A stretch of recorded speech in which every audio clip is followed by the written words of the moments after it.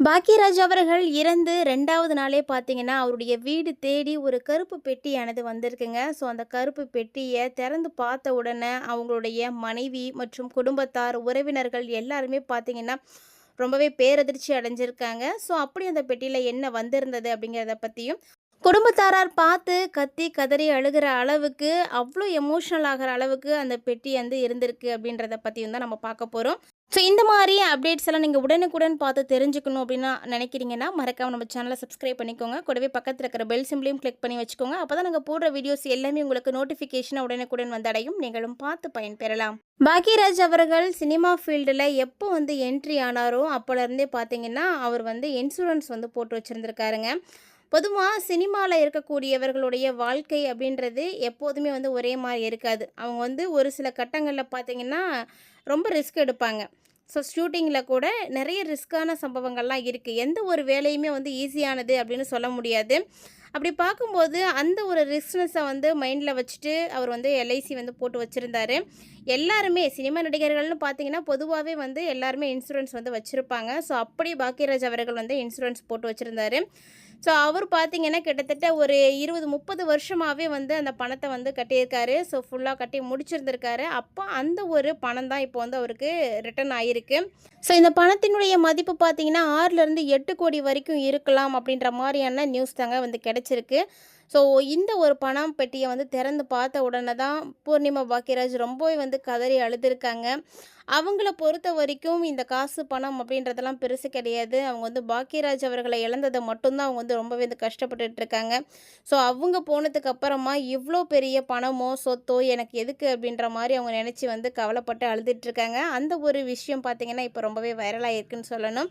So அந்த மாரி தமிழ் திரையுலகத்தில் பார்த்தீங்கன்னா, நிறைய சாகசங்களை செய்தவர் பாக்யராஜ். நிறைய முத்திரை பதித்தவர். தனக்குன்னு ஒரு அடையாளத்தை உருவாக்கணும். யாரும் இல்லாமல் அவர் மூலியமாக அப்படின்ற மாரி தனக்குன்னு ஒரு அடையாளத்தை அவரே வந்து ஏற்படுத்திக்கிட்டாரு. முன்னாடிலாம் பார்த்தீங்கன்னா, ரொம்ப கஷ்டப்பட்டுருக்காரு. சென்னை வந்த புதுசுல அவருக்கு பார்த்தீங்கன்னா, யாரையும் தெரியாது. ரொம்ப ரொம்ப கஷ்டப்பட்டுருக்காரு. அப்போ தான் பார்த்தீங்கன்னா, பாரதி ராஜா சாரோட இயக்குனரா வந்து பணிபுரிஞ்சிருக்காரு. ஸோ பாரதி ராஜா சார் கூடவே இருந்து ஒவ்வொரு விஷயங்களையும் வந்து கத்துட்டு இருந்திருக்காரு. ஸோ பாரதி ராஜா சாருடைய ஒரு நம்பிக்கைக்குரிய சிஷ்யன் அப்படின்னா அது பாக்யராஜ் தாங்க. அப்படிப்பட்ட பாக்யராஜ் நிறைய விஷயங்கள அவர்ட்ட வந்து கத்துக்கிட்டு, சுவரில்லாத சித்திரங்கள் அப்படின்ற ஒரு படத்தின் மூலமா வந்து தமிழ் சினிமாவுல வந்து என்டர் ஆனாரு. அதை தொடங்கி பார்த்தீங்கன்னா, முந்தான முடிச்சு, அந்த 7 நாட்கள் இது மாரி நிறைய படங்கள வந்து இயக்கினாருங்க. இன்னைக்கு இருக்கக்கூடிய தலைமுறையினர், இயக்குனர்களுக்கு திரைக்கதை எழுதுவதற்காக ஒரு பாட புத்தகமாகவே அவர் வந்து மாறியிருக்காருன்னு தான் சொல்லணும். சினிமா துறையை பொறுத்த வரைக்கும் பலருக்குமே சிறந்த வழிகாட்டியா இவர் வந்து இருந்திருக்காருங்க. திரையுலகினரால மதிப்புமிக்க ஒரு தலைவராகவே வந்து வாழ்ந்திருக்காருன்னு தான் சொல்லணும். அவர் சம்பாதித்ததே பார்த்தீங்கன்னா, மனிதநேயம் மட்டும்தான். தமிழ் சினிமாவுக்கு அவர் விட்டு போயிருக்கக்கூடிய ஆகச்சிறந்த சொத்தா இந்த மனித நேயத்தை மட்டும்தான் வந்து பார்க்குறாங்க.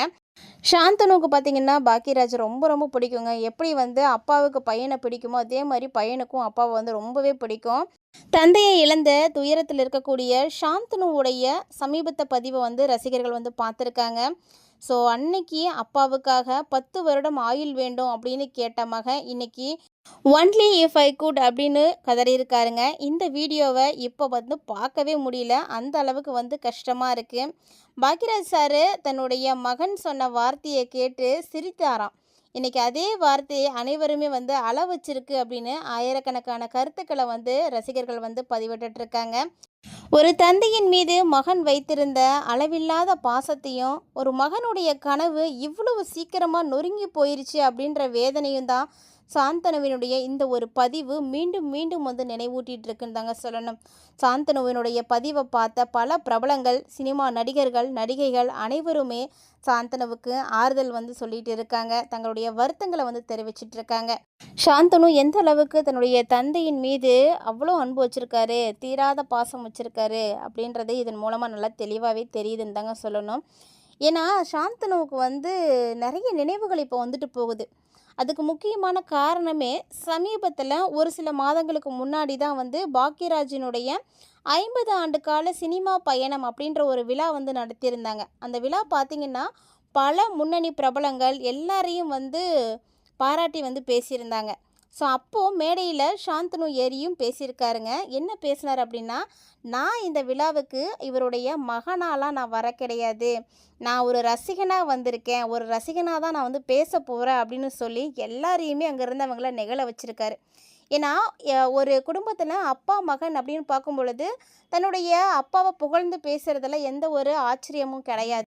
ஆனா, எல்லாரும் முன்னாடியும் தான் அப்பா அப்படின்ற மாரி பேசாம, நானும் இவருடைய மிகச்சிறந்த ரசிகன் அப்படின்ற மாரி பேசும்போது, நெறைய விஷயங்கள ஷேர் பண்ண முடியும் அப்படின்றதுனால தான் சாந்தனு அந்த மாரி பேசியிருந்தாருங்க.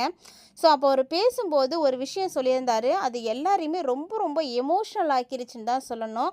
அதாவது அவர் அப்படி என்ன சொல்லியிருந்தாருன்னா, நான் இங்க என்னுடைய அப்பாவுடைய மகனாலாம் வர கிடையாது. அவருடைய மிகப்பெரிய ரசிகனா வந்திருக்கேன். இப்ப கூட கடவுள் என்கிட்ட வந்து, "உனக்கு என்ன வேணும்?" அப்படின்னு கேட்டாங்க அப்படின்னா, நான் என்ன சொல்லுவேன்னா, "என்னுடைய ஆயுள்ல இருந்து 10 வருடத்த எடுத்து என்னுடைய அப்பாவுக்கு கொடுத்துடுங்க." அப்படின்னு தான் கேட்பேன் அப்படின்னு உணர்ச்சியோட வந்து பேசியிருந்தாரு. ஸோ அந்த வார்த்தைய கேட்டதுமே அருகில் அமர்ந்திருந்த பாக்கியராஜ் உடனே, "என்னடா இப்படியெல்லாமா பேசுற? இப்படிலாம் பேசாத. நீ வளர்ற பையன். நீ நல்லா இருக்கணும்." அப்படின்னு சொல்லியிருந்தாரு. அதுக்கு சாந்தனு என்ன சொன்னார்னா, "என்னுடைய அப்பா இன்னும் குறைஞ்சது 10 வருடங்களாவது நல்ல படங்களை எல்லாம் இயக்க வேணும். இன்னும் நிறைய படத்தில் அவர் வந்து நடிக்கணும். அதுதான் ஒரு ரசிகனா எனக்கு வந்து இருக்கக்கூடிய ஒரு மிகப்பெரிய வந்து கனவு. என்னுடைய ஆசை அதுதான்." அப்படின்னு அவர் வந்து சொல்லியிருந்தாரு. அந்த மேடை பேச்சு தாங்க இப்போ எல்லாரையுமே வந்து நெகிழ வச்சிட்ருக்கு அப்படின்னு சொல்லணும். அன்னைக்கு பார்த்தீங்கன்னா, அந்த வார்த்தைகள் எல்லாம் அப்போது ரொம்ப நெகிழ்ச்சியாக இருந்தது. ஆனால் இன்னைக்கு அதே வார்த்தைகளே பார்த்தீங்கன்னா, ரொம்பவே வந்து வேதனையாக வந்து மாறி போயிடுச்சு அப்படின்னு தாங்க சொல்லணும்.